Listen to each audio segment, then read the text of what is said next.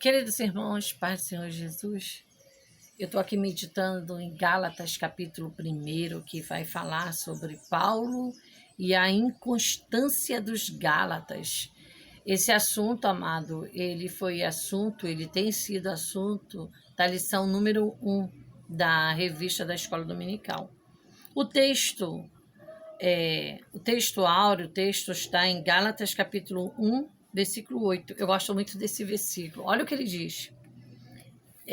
Mas, ainda que nós mesmos, ou um anjo do céu, vos anuncie outro evangelho, além do que já vos tenho anunciado, seja anátema. Então, vê bem, Paulo aqui ele usa o argumento, esse argumento ele é hipotético, né? Então, vê bem, invocando os exemplos mais improváveis para o falso ensino. Então, a gente observa, lendo a palavra do Senhor, que hipotético é relativo à hipótese.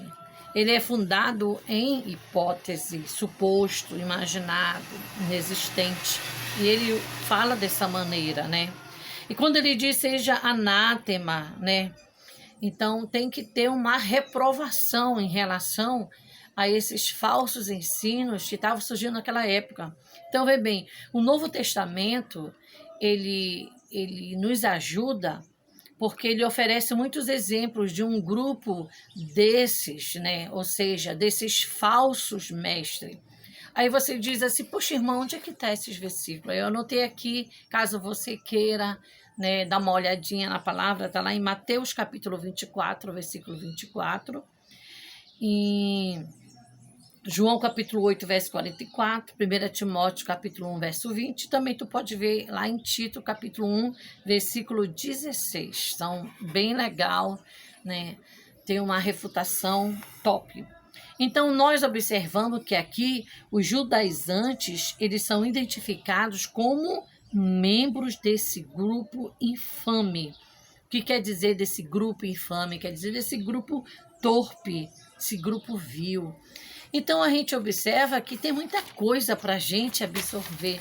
Agora, um texto para a tua meditação está lá em Gálatas capítulo 1, 14 versículos. Do versículo 1 até o versículo 14, você pode ver com calma na sua casa, né? Então, vê bem, esta é a única vez em todos os escritos de Paulo, segura isso aí, que Paulo ele não expressa seus agradecimentos. Vê bem, ele não expressa seus agradecimentos. Eu gostei muito disso aqui. Ao contrário, ele diz assim, admira-me, admira-me. Eu gosto muito disso. Porque é a única igreja a qual ele não pede orações. Você observou que sempre que ele inicia, peço orações por vós, ele sempre fala uma frase assim, mas aqui não tinha. A igreja aqui, o povo aqui não estava em condições. Como ele poderia fazê-lo se estavam desonrando o Senhor? Aí tu vai dizer, opa, onde é que está isso na Bíblia, irmã Márcia?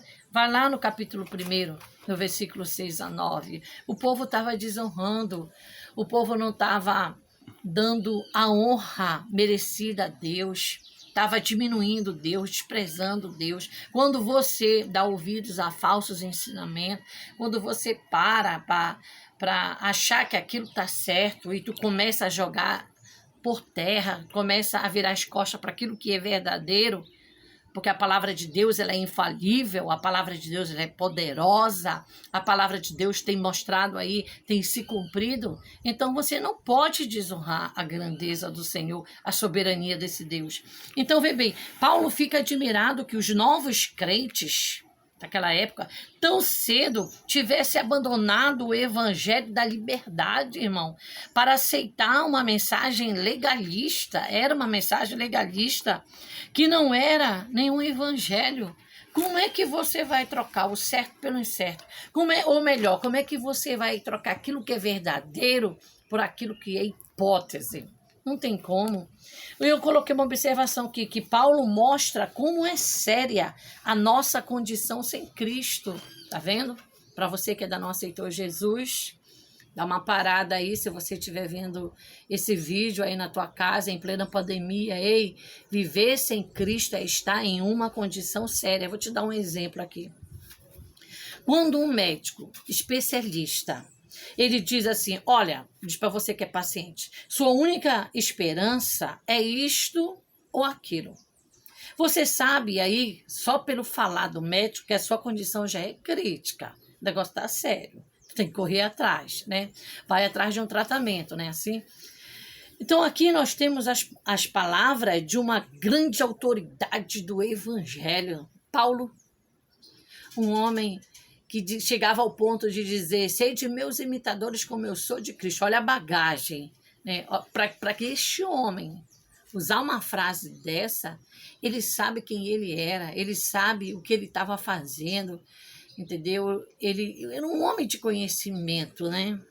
Então, vê bem, ele declara que nossa condição é muito grave, que o evangelho da graça de Deus é nossa única esperança, não há outra.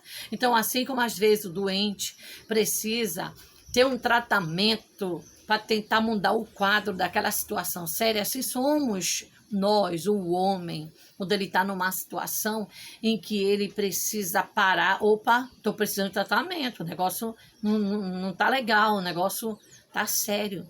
Então aqui diz que é a graça, né? É a graça de Deus em nossa vida, porque a graça, amado, é um favor imerecido, é um presente que você ganha de Deus sem você merecer nada. Mas o nosso Deus tem uma misericórdia tão extraordinária que a graça dele te basta. Então que você possa refletir, meditar, ir para a escola dominical, aprender mais deste capítulo 1. Isso aqui é apenas para te ver alguma coisa que você possa ver, poxa, vale a pena ir para a igreja, vale a pena ir para a escola dominical, vale a pena aprender. Como é que está a tua condição espiritual? Como é que você está agora, nesse momento? Será que a tua condição está crítica, está séria? Você precisa de um tratamento? Então, assim como essas pessoas que pegam Covid, pegam doença, precisam de um tratamento para ter uma recuperação, assim, amado, é na vida espiritual. Né? Tá sentindo que tá dodói, tá mal, não tá legal. Então o teu tratamento é Cristo, a tua cura é Cristo.